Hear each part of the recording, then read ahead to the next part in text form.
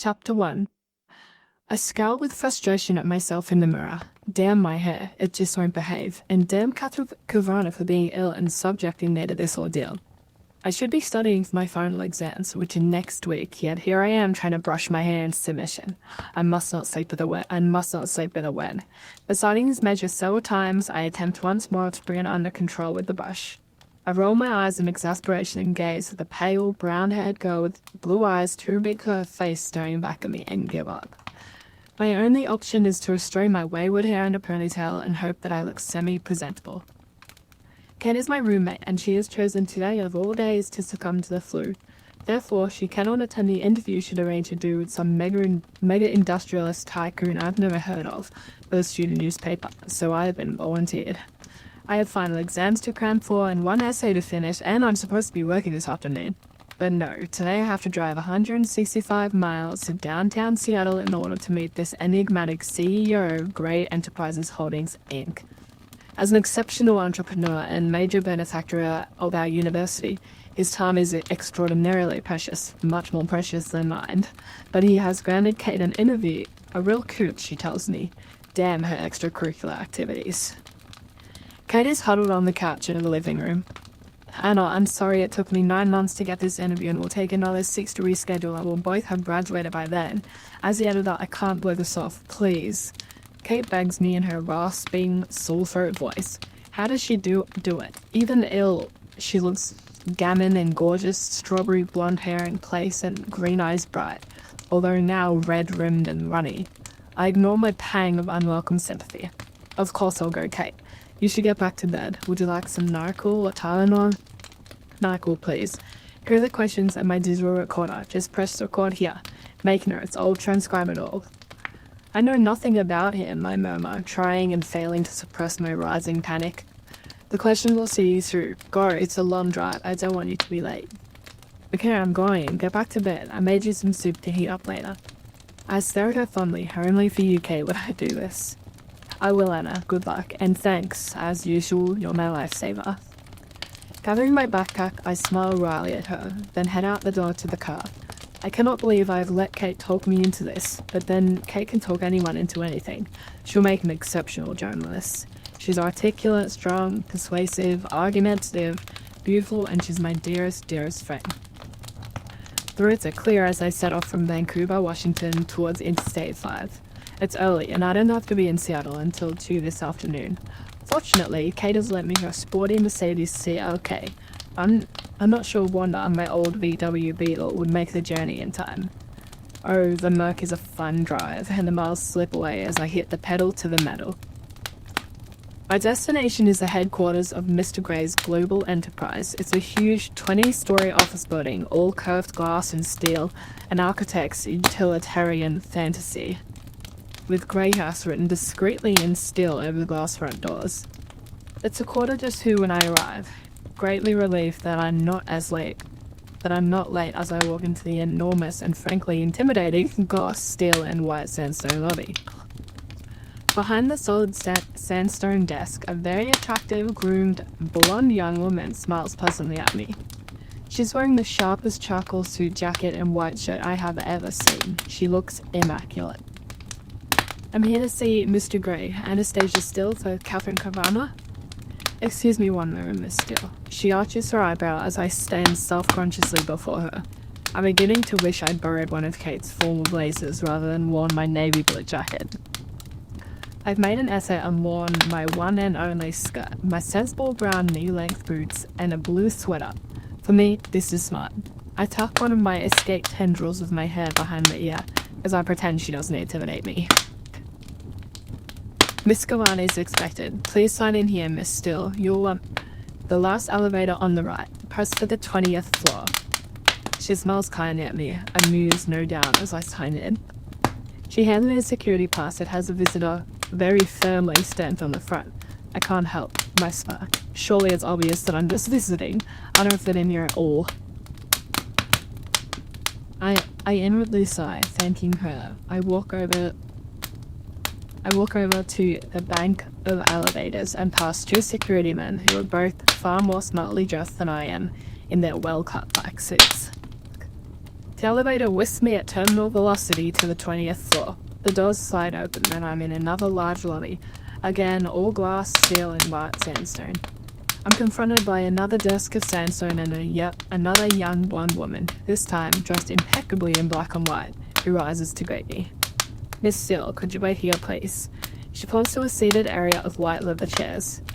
Behind the leather chairs is a spacious, glass-walled meeting room with an equally spacious dark wood table and at least 20 matching chairs around it. Beyond that, there is a floor-to-ceiling window with a view of the Seattle skyline that looks out through the city toward the sound. It's a stunning vista, and I'm momentarily paralyzed by the view. Wow. I sit down, fish the questions from my backpack, and go through them, inwardly cursing Kate for not providing me with a brief biography. I know nothing about this man I'm about to interview. He could be 90 or he could be 30. The uncertainty is galling, and my nerves resurface, making me fidget. I've never been comfortable with one-on-one interviews, preferring the anonymity of a group discussion where I can sit inconspicuously at the back of the room. To be honest, I prefer my own company, reading a classic British novel curled up in a chair in the campus library, not sitting twitching nervously in a colossal glass and stone edifice. I roll my eyes at myself, getting girt still. Judging from the building, which is too clinical and modern, I guess Gray is in his 40s, fit, tanned, and fair-haired to match the rest of the personnel. Another elegant, flawlessly dressed blonde comes out of a large door to the right. What is it with all these immaculate blondes? It's like Stepford here. Taking a breath, I stand up. "Miss Steele?" the latest blonde asks. "Yes," I croak and clear my throat. "Yes." There, that sounded more confident. "Mr. Gray will see you in a moment. May I take your jacket?" "Oh, please." I struggle out of the jacket. "Have you been offered any refreshment?" No." "Oh dear, is blonde number one in trouble?" Blonde number two frowns and eyes the young woman at the desk. "Would you like tea, coffee, water?" she asks, tuning her attention back to me. "A glass of water, thank you," I murmur. "Olivia, please fetch Miss Steele a glass of water." Her voice is stern. Olivia scoots up and scurries to a door on the other side of the foyer. "My apologies, Miss Steele. Olivia is our new intern. Please be seated. Mr. Gray will be another 5 minutes." Olivia returns with a glass of iced water. "Here you go, Miss Steele." "Thank you." Blonde number two marches over to the large desk, her heels clicking and echoing on the sandstone floor. She sits down and they both continue their work. Perhaps Mr. Gray insists on all of his employees being blonde. I'm wondering idly if that's legal. When the office door opens and a tall, elegantly dressed, attractive African-American man with short dreads exits, I've definitely worn the wrong clothes. He turns and says through the door, "Golf this week, Gray?" I don't hear the reply. He turns, sees me, and smiles, his dark eyes crinkling at the corners. Olivia has jumped up and called the elevator. She seems to excel at jumping from her seat. She's more nervous than me. "Good afternoon, ladies," he says as he departs through the sliding door. "Mr. Gray will see you now, Miss Steele. Do go through." Blonde number two says, sorry. I stand rather shakily, trying to suppress my nerves.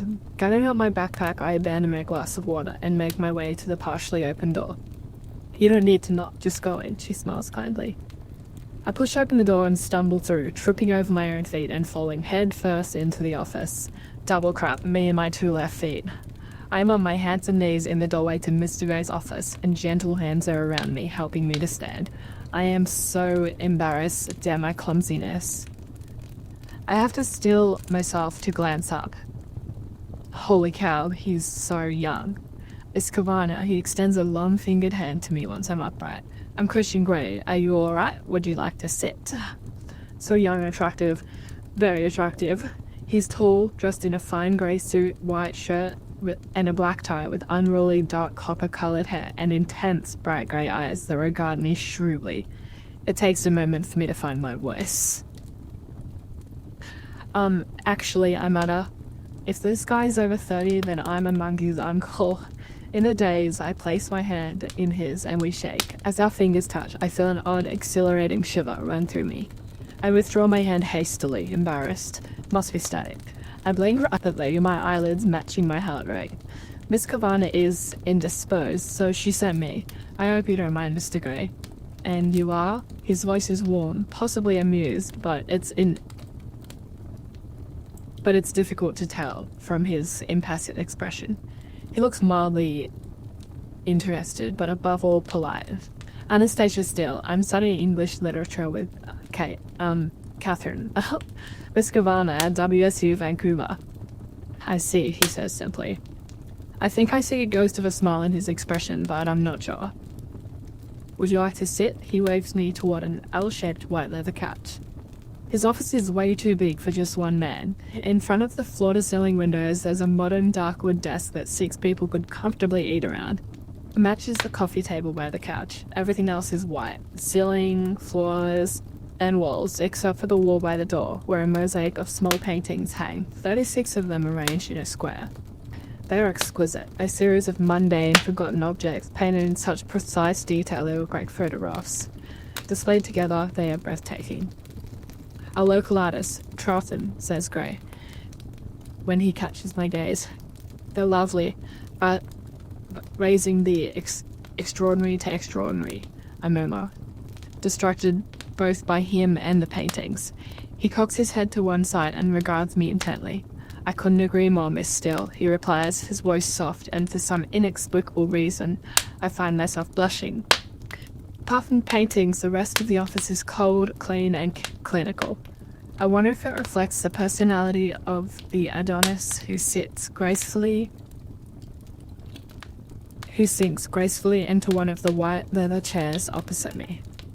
I shake my head, disturbed at the direction of my thoughts, and retrieve Kate's cushions from my backpack. Next, I set up the digital recorder and am all fingers and thumbs, dropping it twice on the coffee table in front of me. Mr. Go says nothing, waiting patiently, I hope, as I become increasingly embarrassed and flustered. When I pluck up the courage to look at him, he's watching me, one hand relaxed in his lap and the other cupping his chin and trailing his long index finger across his lips. I think he's trying to suppress a smile. Sorry, I stutter. I'm not used to this. Take all the time you need, Miss Steele, he says. Do you mind if I record your answers? After you've taken so much trouble to sit up the recorder, you ask me now? I flush. He's teasing me, I hope. I blink at him, unsure what to say, and I think he takes pity on me because he relents. No, I don't mind. Did Miss Kavana explain what the interview was for? Yes, to appear in the graduation issue of the student newspaper, as I shall be conferring the degrees at this year's graduation ceremony. Oh, this is news to me, and I'm temporarily preoccupied by the thought that someone not much older than me, okay, maybe 6 years or so, and okay, mega successful, but still, is going to present me with my degree. I frown, dragging my wayward attention back to the task at hand. Good. I swallow nervously. I have some questions, Mr. Gray. I smooth a stray lock of hair behind my ear. I thought you might, he says. He's laughing at me, and my cheeks heat at the realization, and I sit up and square my shoulders in an attempt to look taller and more intimidating. Pressing the start button on the recorder, I try to look professional. You're very young to have amassed such an empire. To what do you owe your success? I glance up at him. His smile is rueful, and he looks vaguely disappointed. Business is all about people, Miss Steele, and I'm very good at judging people. I know how they tick, what makes them flourish, what doesn't, what inspires them, and what incentivize, and how to incentivize them. I employ an exceptional team, and I reward them well. He pauses and fixes me with his grey stamp. My belief is to achieve success in any scheme, one has to make oneself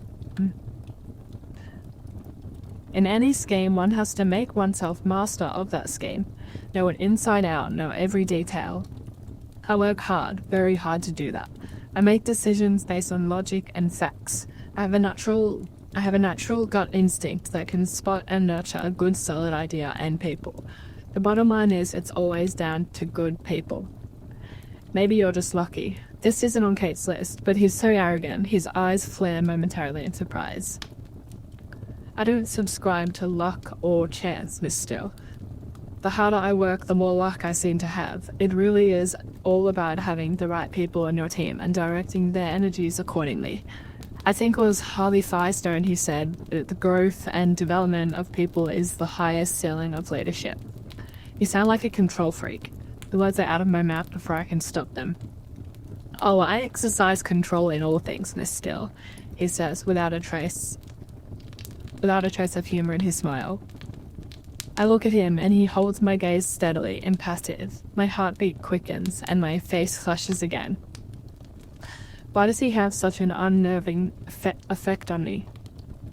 His overwhelming good looks, maybe, the way his eyes blaze at me, the way he strokes his index finger against his low lip. I wish he'd stop doing that. Besides, immense power is acquired by assuring yourself in your secret reveries that you were born to control things, he continues, his voice soft. Do you feel that you have immense power? I employ over 40,000 people, Miss Still. That gives me a certain sense of responsibility. Power, if you will. If I were to decide I was no longer interested in the telecommunications business and sell 20,000 people would struggle to make their mortgage payments after a month or so. My mouth drops open. I am staggered by his lack of humility. Do you have a board to answer to? I ask, disgusted. I own my company. I don't have to answer to a board. He raises an eyebrow at me. Of course, I would know this if I had done some research, but holy crap, he's arrogant. I changed tack. And do you have any interests outside your work? I have varied interests, Miss Still. I go till a smile touches his lips. Very varied. And for some reason, I'm confounded and heated by his steady gaze. His eyes are alight with some wicked thought. But if you work so hard, what do you do to chill out? Chill out, he smiles, revealing perfect white teeth. I stop breathing. He really is beautiful. No one should be this good looking. Well, to chill out, as you put it.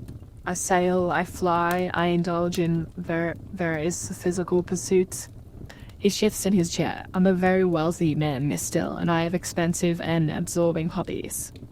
I glance quickly at Kate's questions, wanting to get off this subject.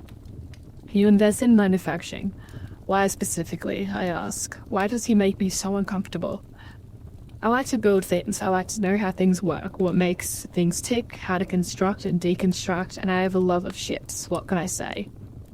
It sounds like your heart talking rather than logic and facts. His mouth quirks up and he stares appraisingly at me. Possibly, though there are people who say I don't have a heart. Why would they say that? Because they know me well. His lip curls in a wry smile. Would your friends say you're easy to get to know? And I regret the question as soon as I say it. It's not on Kate's list. I'm a very private person, Miss Still. I go a long way to protect my privacy. I don't often give interviews. Why did you agree to do this one? Because I'm a benefactor of the university, and for all intents and purposes, I couldn't get Miss Kavanagh off my back. She badgered my PR people, and I admire that kind of tenacity, sorry. I know how tenacious Kate can be. That's why I'm sitting here squirming uncomfortably under his penetrating gaze when I should be studying for my exams. You also invest in farming technologies. Why are you interested in that area? We can't eat money still, and there are too many people on this planet who don't have enough to eat. That sounds very philanthropic. Is there something you feel passionately about, feeding the world's poor? He shrugs non-committedly. It's shrewd business, he murmurs, though I think he's being disingenuous. It doesn't make sense, feeding the world's poor.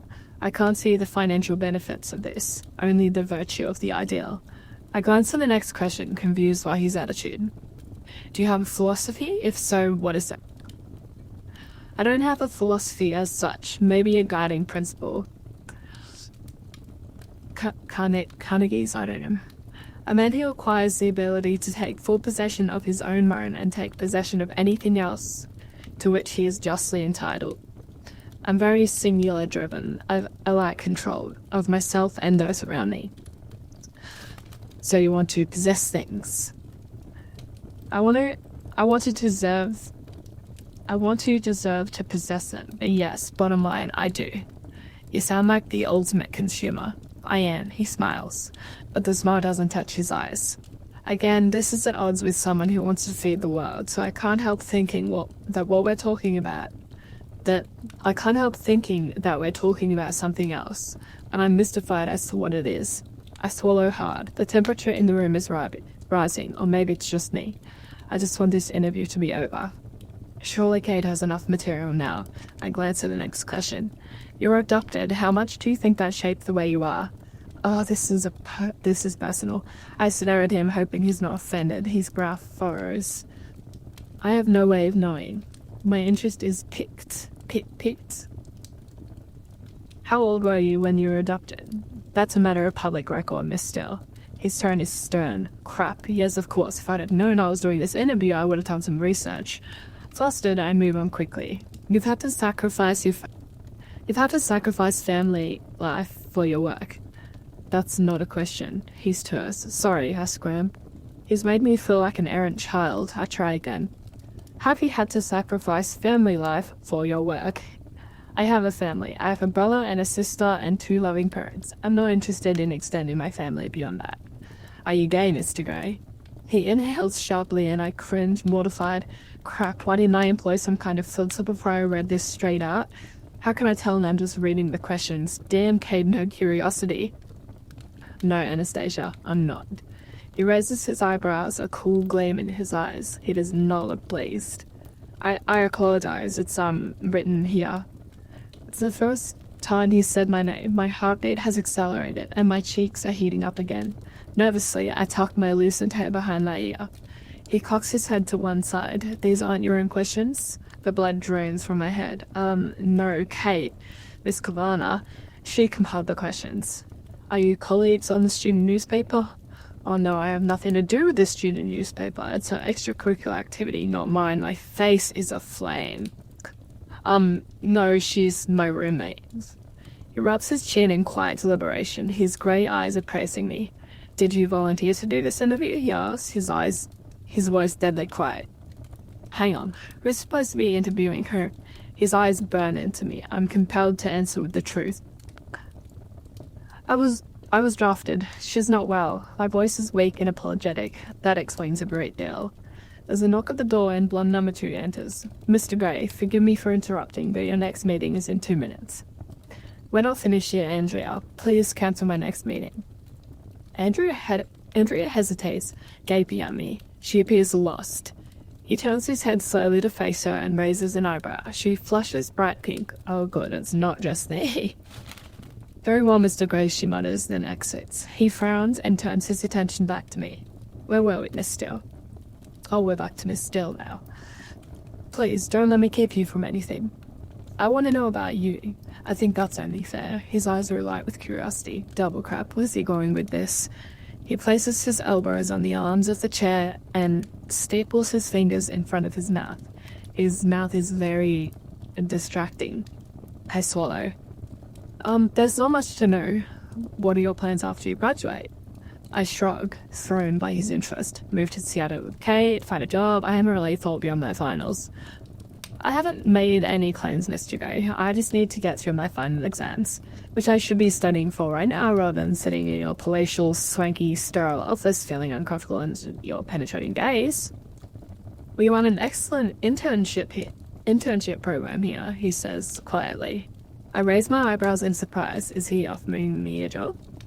Oh, I'll bear that in mind, I murmur, confounded. Though I'm not sure I'd fit in here. Oh no, I'm musing out loud again. Why do you say that? He tilts his head to one side, intrigued, a hint of a smile playing on his lips. It's obvious, isn't it? I'm uncoordinated, scruffy, and I'm not blonde. Not to me. His gaze is intense, all humor gone, and strange muscles deep in my belly clench suddenly. I turn my eyes away from his scrutiny and stare blindly down at my knotted fingers. What's going on? I have to go now, and I lean forward to retrieve the recorder. Would you like me to show you around? He asks. I'm sure you're far too busy, Mr. Gray, and I do have a long drive. You're driving back to Vancouver? He sounds surprised, anxious even. He glances out of the window. It's begun to rain. Well, you'd better drive carefully. His tone is stern, authoritative. Why should he care? Did you get everything you need? He asks. Yes, sir, I reply, packing the recorder into my backpack. His eyes narrow speculatively. Thank you for the interview, Mr. Gray. The pleasure's been all mine, he says, polite as ever. As I rise, he stands and holds out his hand until we meet again, Miss Steele. And it sounds like a challenge or a threat. I'm not sure which. I frown. When will we ever meet again? I shake his hand once more, astounded that the old current between us is still there. It must be my nerves. Mr. Gray, I noted him moving with lithe, athletic grace to the door. He opens it wide. Just ensuring you make it through the door, Miss Steele. He gives me a small smile. Obviously, he is referring to my earlier, less than elegant entry into his office. I blush. That's very considerate, Mr. Gray. I snap, and his smile widens.